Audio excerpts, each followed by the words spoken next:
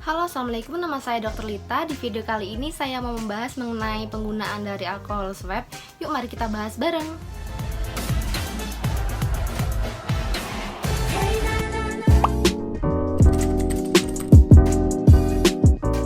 Seperti yang kita tahu, virus corona sendiri saat ini lagi meresahkan masyarakat Indonesia dan bahkan dunia.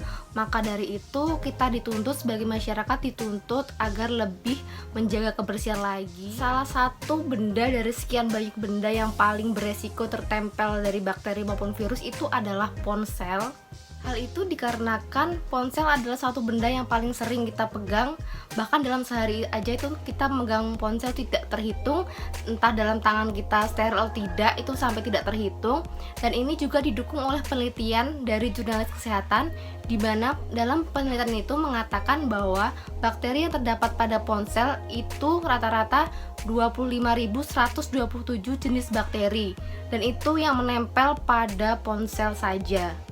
Bisa dibayangkan itu sangat banyak, dan jumlah ini jauh lebih tinggi daripada jumlah bakteri yang terdapat atau yang menempel pada dudukan toilet umum, yang itu sekitar 1.201 jenis bakteri.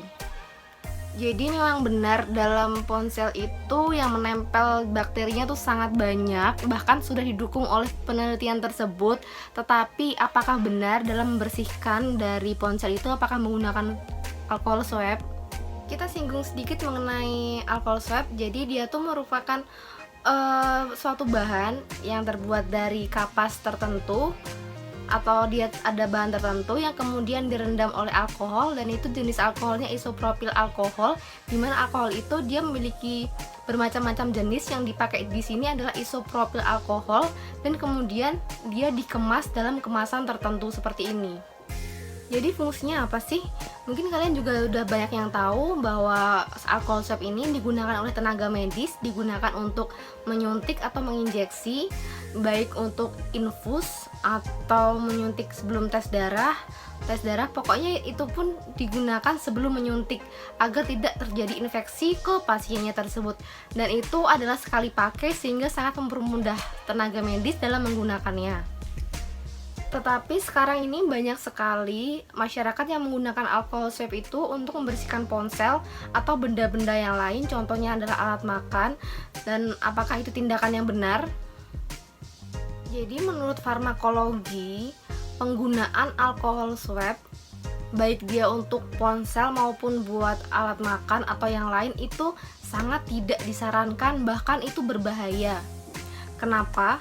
Karena dalam kandungan alkohol swab ini di dalamnya itu terdapat alkohol jenis IPA atau isopropil alkohol, di mana jenis alkohol ini apabila dia tertelan atau tidak sengaja tertelan itu dapat menyebabkan gangguan-gangguan. Gangguan itu bermacam-macam.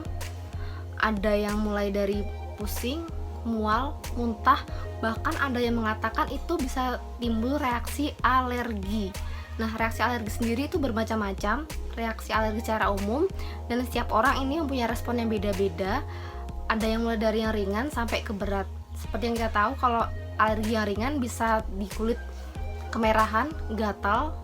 Kemudian dari yang paling berat bisa menyebabkan pembekakan pada saluran pernafasan yang menyebabkan itu sesak nafas, dan juga dampak ke kematian juga bisa terjadi. Nah, karena itulah alkohol swab itu bukan digunakan oleh masyarakat umum, melainkan digunakan oleh tenaga medis saja. Jadi sangat tidak disarankan ya guys. Nah, terus pertanyaannya, bagaimana cara membersihkan ponsel? Nah, di sini saya juga akan mau share ke kalian. Itu ada 4 cara. Yang pertama adalah membersihkan dengan menggunakan tisu basah dan juga cotton bud. Caranya sama seperti kalian mengelap ponsel pada umumnya, dengan menggunakan tisu basah. Kemudian setelah itu pada bagian-bagian susah dijangkau, kalian bersihkan menggunakan cotton bud, dan itu dilakukan secara berkala agar ponsel kalian itu bersih. Dan yang kedua, menggunakan hand sanitizer kalian. Jadi kalian bisa menggunakan hand sanitizer kalian itu buat membersihkan ponsel dengan cara menuangkan sedikit ke kapas, dan juga dengan cara yang sama itu dielap saja ponselnya, dan bagian-bagian yang susah dijangkau tetap menggunakan cotton bud. Dan yang ketiga itu bisa menggunakan kain yang sudah sedikit dibasahin air dan juga sabun. Tapi ini hanya sedikit ya, jangan terlalu banyak airnya. Dan itu seperti biasa kalian elap menggunakan kain. Nah kainnya juga jangan asal kain apa aja, ini tuh kain yang dia seratnya itu kecil. Namanya itu kain microfiber, dimana dia tuh serat-seratnya itu dia tipis atau dia tuh seratnya kecil. Jadi dia aman buat ponsel, dan juga bahkan cara ini dia tuh sudah terbukti ampuh karena sudah ada risetnya. Pada riset itu hasilnya ponsel sebelum dan sesudah dibersihkan tersebut itu sangat signifikan perbedaannya. Jadi yang sesudah itu jumlah bakteri yang sangat jauh berkurang dari yang sebelum tadi. Dan yang terakhir, yang keempat itu adalah menggunakan cuka. Nah ini cuka dapur seperti biasa ya, dengan perbandingannya air dan juga cuka itu 50/50, jadi 1:1 ya. Dan itu sama seperti tadi, dielap aja, nanti menggunakan kain atau menggunakan kapas itu diusap aja ke ponselnya. Kemudian bagian-bagian sudah dicangkau juga menggunakan cotton bud, dan setelah itu dielap kembali sampai kering. Kenapa menggunakan cuka? Karena cuka sudah banyak sekali penelitiannya bahwa cuka ini memiliki efek antiseptik yang dapat menghambat pertumbuhan dari bakteri maupun virus atau mikroorganisme lainnya. Jadi ini bisa digunakan sebagai alternatif sebagai antiseptik. Selain tidak baik untuk digunakan secara pribadi, hal ini juga merugikan pihak tenaga medis karena sekarang alcohol swab itu sangat langka karena jumlah masyarakat itu jauh lebih banyak dibanding tenaga medis.